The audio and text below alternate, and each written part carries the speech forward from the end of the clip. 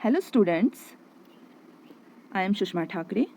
Welcome to our Sunrise English Medium School, Yavatmal. In this video, we will discuss about new chapter Algebraic Expression. यहाँ हम numerical expression, algebraic expression and equation in तीन concept को पढ़ेंगे, देखेंगे. Okay, basic concept है ये algebraic expression का. Okay, start करते हैं. How do we write the sum of 3 and 7? In a mathematical way, the word sum means addition, and we can write this as 3 plus 7. This is expression and it's called numerical expression.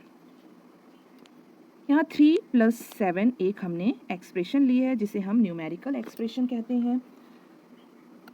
Next, now how do we write the sum of a number and 7 in a mathematical way? As we don't know what this number is, we can use a variable in this place. We can write it as x plus 7, where this x can take on any numerical value as this expression also has a variable. It's called algebraic expression. हमने यहाँ सम of number and 7, एक number है जो हमें पता नहीं, I don't know वो number क्या है, ठीक है, उसको हमने प्लस किया है 7 से. और इस तरह की जो एक्सप्रेशन कहलाते हैं वो एल्जेब्रिक एक्सप्रेशन कहलाते हैं. ठीक है, हमने यहाँ नंबर को x से रिप्रेजेंट किया है, ये x कहलाता है वेरिएबल, और यहाँ जो 7 है ये कहलाता है कांस्टेंट.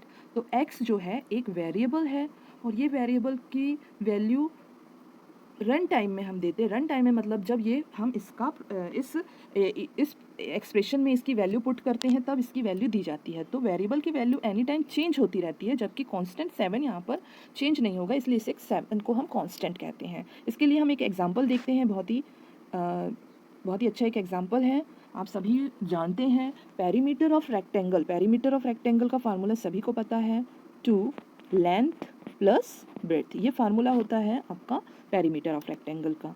तो यहाँ पे L और जो B है ये वेरिएबल है, और यहाँ पे जो 2 रिप्रेजेंट हो रहा है ये कांस्टेंट है. देखिए, ये लेंथ को रिप्रेजेंट कर रहा है L और ये ब्रेड्थ को रिप्रेजेंट कर रहा है B. ये दोनों आपके वेरिएबल्स हैं. अब देखिए, फर्स्ट टाइम अगर हम L की वैल्यू 3 लेते हैं और ब्रेड्थ की वैल्यू 2 लेते हैं तो L की वैल्यू 3 प्लस 2 और 2, ये आ जाएगा आंसर इसका 10.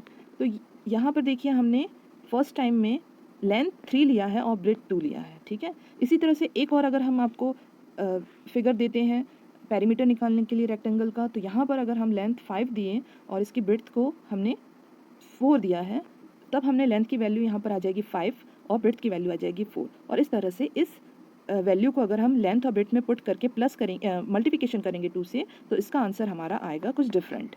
तो इस तरीके से हम देख रहे हैं कि वेरिएबल की वैल्यू चेंज हो जाती है, जबकि कांस्टेंट यहाँ पर 2 है, वो हर फार्मूले में आपका कांस्टेंट रहेगा और इसकी वैल्यू 2 ही रहेगी. तो वेरिएबल और कांस्टेंट में डिफरेंस आपको क्लियर हो गया होगा.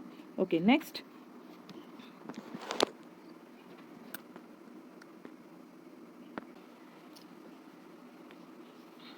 another statement we to write in a mathematical way the sum of number and 7 equals 12. This can be written as x plus 7 is equal to 12. Okay, number plus 7 equal 12.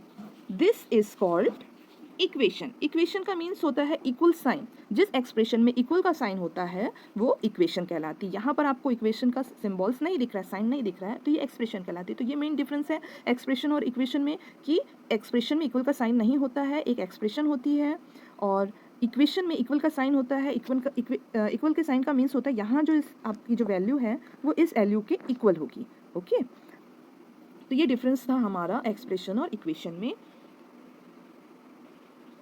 It is has expression as equal side of the equation side, equal sign.